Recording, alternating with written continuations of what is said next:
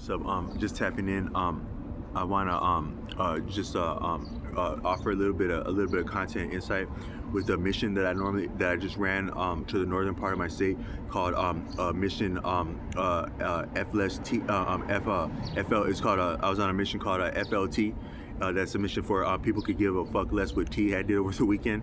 I just wanted to. There was actually some like a little bit of like teachable experiences, and just some insight that occurred that I'm gonna continue to flesh out the video just for the sake of momentum, like with the channel and with the skill or the skill set of teaching and then talking to myself in the camera, and that's actually what I do because I just to be for the purpose of teaching, I'm looking at myself as I'm talking, and it gives me a little bit of reference point of like what I'm talking about. So as I'm a little bit interested in what I'm talking about, I got a face looking back at me that's like yep, what so it looks like it's a little bit of like a sounding board, because I think when we're communicating, we're appreciating, reconfiguring, and reconstruing our appreciation of another person's appreciation of what the hell we got to say about this and that got to say this and that mission FLT, fuck less what T had did kind of thing.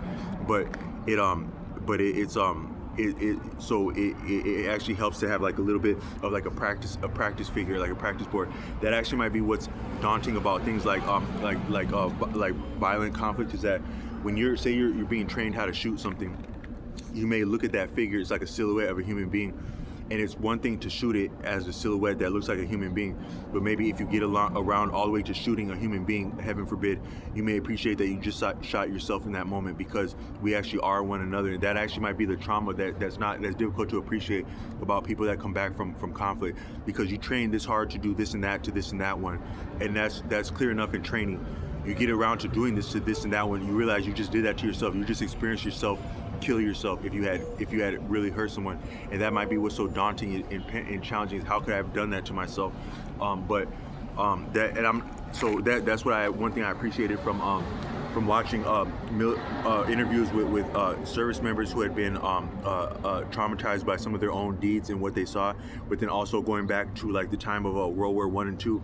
I think that was some of like the United States first experience, some of the United States first experiences with like warfare, like for like where you'd have like civilians get mixed up in arms, because you could say maybe going back certain experiences like before that, like say like I don't know what the experience was. I think the Teddy Roosevelt, he may have ran missions to Cuba. I think that might have been, I'm just completely pulling this one out of my backside, but that might have been some of your understanding of like special forces and commandos may have came from special missions in the past, I would imagine. And so like you had, like, I know you had stuff going on with like Cuba. Then of course like the Civil War, you would probably have civilians mixed up in that, the Revolutionary War. But you can imagine maybe during times of the Revolutionary War and then the Civil War, some of those people might have been like people were familiar with like weapons and like at least like blood, like for like southern country boys, either from the north or south in the Civil War. And I'm just conjecturing with this, but in like World War I and II, you have like mass scale people that probably knew next to nothing, had next to nothing to do with fighting. And then so I remember reading something about, there was something to do about when people were being trained to shoot, that might be where they first had silhouettes of human beings in target practice, was like around World War I or II, because it was difficult to get a human being to actually shoot at another human being if that's not actually a natural thing to do. So it might have started out with silhouettes, but around World War I and II. But then that's an actual fact. I don't have the source on that, but I think that's where silhouettes came from in like target practice. And then, but then going beyond that to actually do so, you would probably recognize that you did that to yourself. I remember one time I was playing around with like BB guns when I was a boy at my friend's apartment out of town, my friend's father's home out of town, not the one that I referenced in other videos in the Southwest, but this was again in the North. And then so we were like, he had like BB guns, and I actually went to his home specifically because I found out the mother effer had BB guns there. So I was always trying to go to my friend's house for this and that they had. I didn't walk away with what they had, but I more so wanted to play with whatever the hell my friends had, because my parents didn't let me have a lot of stuff, whether that was video games or music or different guns. My parents weren't really trying to let me have none of that. But this friend was a little bit on the outskirts of town, and I had already been like fishing at that time and like stepping on bugs and stuff like that. But even I did some heinous stuff to like lizards in Southwest, like I did some pretty mean-spirited stuff to reptiles in the Southwest. They're harder to catch, but I was mean-spirited. And then when my friend, he had like a BB gun thing, and we were in like this little barn, and like there'd be like a bird up there like inside of a barn. They say in the Southwest that a bird inside of doors is actually not fortunate or a good fortune. And I was actually had experience this weekend where someone I was with saw a bird fly in a home, and that's not auspicious according to a lot of like folk wisdom. And I want to talk a little bit about birds in this and like why that actually might be more significant than it would seem, something like that, a bird flying into a home. But I was pretty accurate with with aiming from a boy. Like if you look at pictures of me as a boy, I'm very kind of like, there would be like these Ghostbuster characters, and one of them was like kind of tall like this, and it had like, he was like a little bit like uptight. Like you just look at him and he would look like maybe smart because he had glasses on and uptight. That character spoke to me somehow. I saw something in myself in that character. Then I actually would grow to be a little bit tall, and sometimes maybe some could appreciate me as being coordinated. Some might appreciate me as like a little bit of uptightness. Some things actually overlap. So I saw a person on my journey this weekend who actually, he was very tall and lanky, but he was actually kind of like very like his body, he held his body almost like a like if you can imagine an alien or a reptile that had been put in human form. Like he was eating his lunch and he was sitting like this, like almost like eating his lunch like that. But some things overlap where someone that could be like lanky and like a little bit like uptight might actually be very coordinated if you could find the balance where that would overlap. But at times I was coordinated in sports, but also like a little bit like tight, like uptight, almost like I've been called robotic in the past. And I think that actually might lend itself to like something of who I am, and like something of this accuracy with like maybe saying accurate words, aiming accurately, having a trying to be like effective and accurate. A lot of people would appreciate that. A lot of people wouldn't. But I was more so accurate at aiming at things. Anytime I had my hands on implement, that happened. My friend in the Southwest with weapons, him and his father and his crazy stepmother were impressed with my aiming. Then my friend that was a boy in, I was about to say my boyfriend, he had damn near the whole middle school that we went to. My friend had them all in his pocket. If we would have had cell phones back there, he would have had the entire female class and the cool males in his pocket of his phone. How cool he was. I won't say his name, but he was named after a type of a healthy type of vegetable. But then but me and him were friends before he got popular like that in middle school. We were popular at the very end of elementary when I came back up here. And then he was impressed with my aiming. And then my other friend from Africa that was a family friend, we got around some BB guns when we were a little bit older, like near about adults, and they were impressed with my aiming. And there's like a couple, me and two of my close friends, we were really kind of like we were our own clique at the end of high school. They were both impressed by my weapons. And then we got I think we had like different, like we were like fighting with like different toy guns a couple times, me and those groups, and I was always nailing their ass with whatever we had. But I'm not trying to flex with that, but just to say that I was more so accurate at pointing things. And then so like, yeah, he did it. Yep, that one did it. Point him out. Point that mother effer out. Stuff like that. No, I never did that. But when we were in middle school, I was at my friend's. His father was like kind of like handy around like outdoor stuff, and he had his own bobcats, his own motorcycles, his own farm and land. But he would actually use it. And there'd be like these birds in a barn, and I was aiming at the bird up there somewhere, just kind of up there perched, and it was like kind of like not like a well-made BB gun, and I nailed the bird. I nailed the thing, and it kind of like, it went poof, and there were like some feathers that came out of it, and then it went like, and I was like, damn, did I just do that? It was something unique. It was something profound about nailing the thing, knocking it down like that, knocking it off something, and then watching it fall. And it was like a little bit like, it was kind of like a little bit traumatic, like even for a child. Actually, before that, I had done the same thing in the Southwest with there's a family friend in our neighborhood in the Southwest that lived next to this tree that I used to do wicked stuff to the bugs that would be part of that tree. Then they moved to Arizona, and their father was like, he was like very talented around. Their grandfather was very talented gardener, and they had this beautiful garden in Arizona. And the girl, she had been like one of my first. She was near about like my girlfriend when I not a girl that liked me a lot when I was a little boy. And then her job in that Southwest garden was like to shoot at these different birds with a slingshot.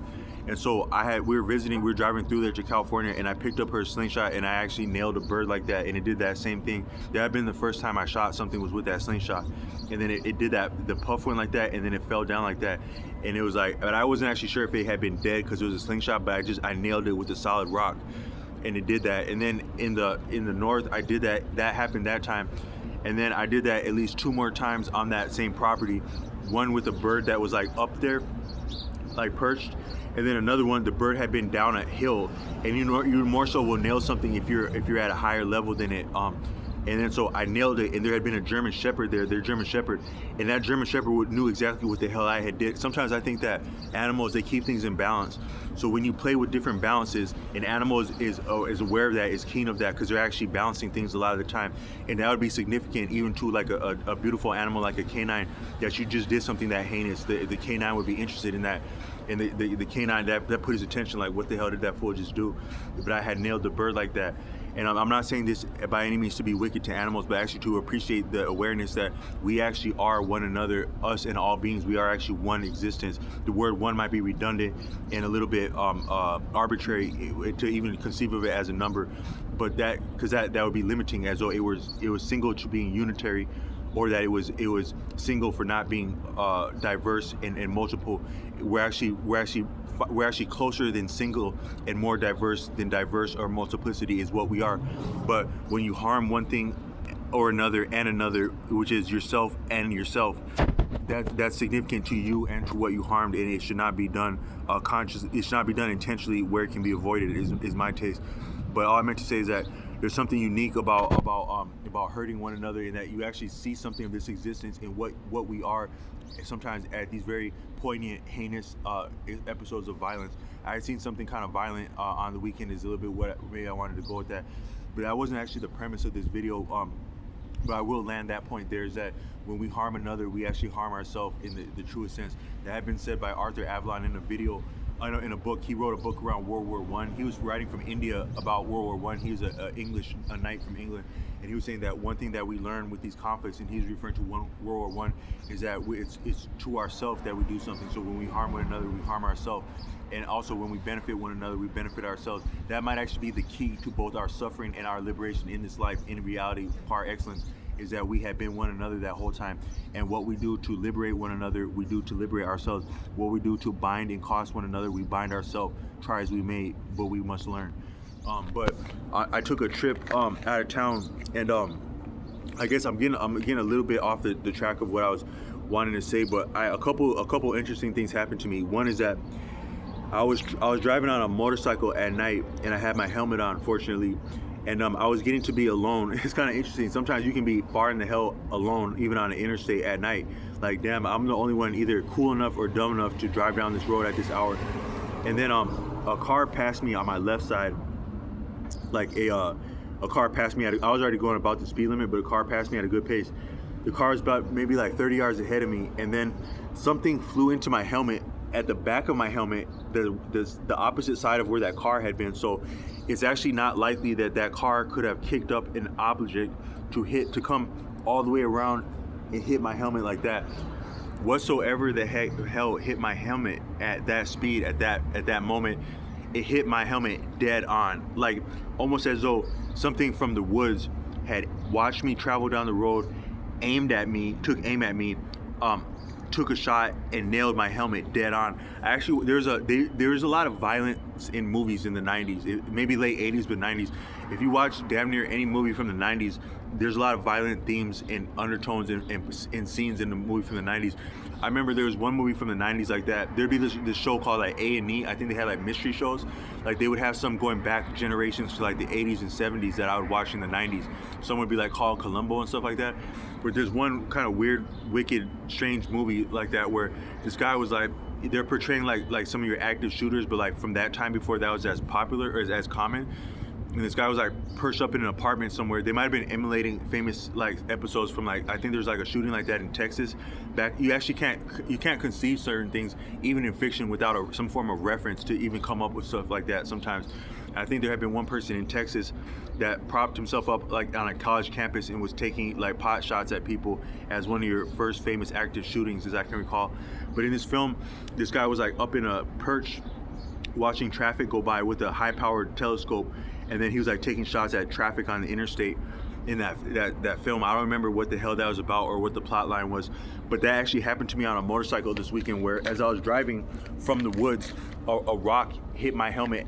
There was a car present, but it was at an angle that it couldn't have come from that car where it hit the helmet, and it hit it as forceful. It was a very sturdy helmet. It's actually this helmet right here, and it hit it as about the whatever that was that hit it. It had at least as much momentum and weight as the equivalent of a bullet. It was like it felt like something like a rock, but almost like near about a bullet. It had as much force as a bullet would have, because a bullet doesn't necessarily, it has a hell of a lot of force. I wouldn't want to feel with that, but it probably, if you think about how heavy a bullet is, and then the rate that it's traveling, the actual force of what it can do. Like, say you had a helmet on, and a bullet, like maybe a low caliber bullet, hit your helmet. The actual weight and momentum of that bullet is not necessarily outstandingly incredible if you had a protection on. It might be like ding, like, and you didn't know what the hell had just hit you. But if you appreciate what this was that hit the helmet with a rock or whatever it could have been, it was near about that. So actually on a motorcycle, whatever rock or projectile, improvised projectile that would be kicked up and it could strike your head on a motorcycle could probably have near about the same force or momentum as a projectile such as a bullet. Just a word to the wise for anyone that have a reason to put a helmet on. And you wouldn't necessarily have to be on a motorcycle to experience that.